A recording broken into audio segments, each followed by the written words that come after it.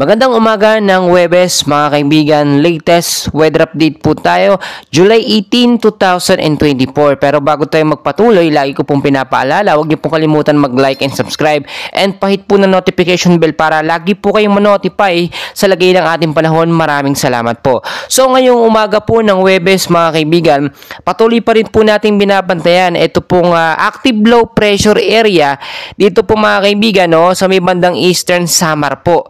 At kung makikita nyo po, patuloy pa rin po itong kumikilos sa bilis po na 30 to 35 kilometers per hour. And as of now, no, nagkakaroon po ito ng epekto sa ilang bahagi ng ating bansa. Nagpapaulan po, madalas po tuwing hapon hanggang sa gabi. So kasama pa din po dyan at binabantayan din po natin ito nga pong southwest monsoon or hanging habagat naman na nakaka-apekto po sa western section po ng Southern Luzon, Visayas at Mindanao. So narito po mga kaibigan yung forecast weather condition natin, yung mga lugar po na posible pong ulanin no, ngayong araw po ng Huwebes at yung mga lugar po na apektado ng habagat, kasama na rin po ang localized thunderstorm. So sa area po ng Bicol region mga kaibigan, Visayas, Caraga, Marinduque at Romblon po mga kaibigan, no, maulap po na panahon ng mararanasan dyan at asahan po ang mga isolated light rains to heavy rainfall mahina hanggang sa posibleng paglakas ng pag-uulan pagdating naman po sa gabi. Dahil pa rin po yan sa low pressure area na ating minomonitor at binabantayan.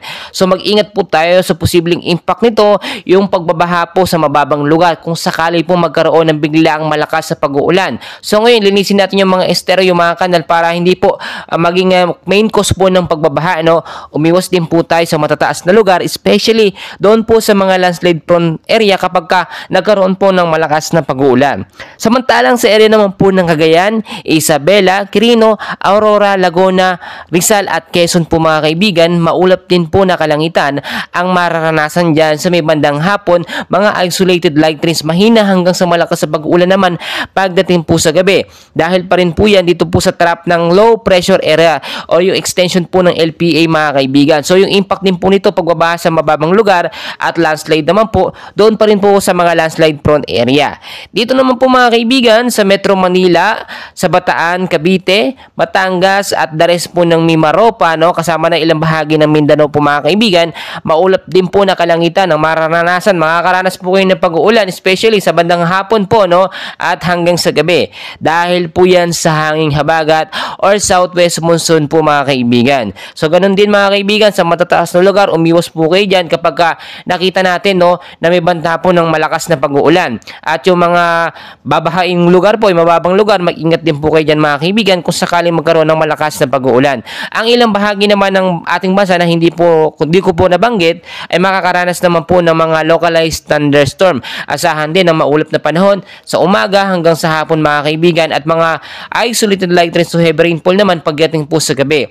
Kaya mga kaibigan, dahil nga po pumasok na ang rainy season ngayong buwan ng Hulyo, tinataya ng Pag-asa, 1 hanggang 2 bagyo po ang papasok bago po matapos ang buwan ng Hulyo. Ito po binabantayan natin na low pressure area ay may posibilidad po na maging bagyong Butchoy po mga kaibigan. Si bagong Butchoy po, no, ay yung pangalawang bagyo na papasok or sakaling papasok ngayong taong po ng 2024. So mas maganda nakahanda po tayo at nakaantabay tayo sa lagay ng ating panahon. So please, huwag niyo pong kalimutan mag-like and subscribe and pahit po ng notification bell para notify kayo sa lagay ng ating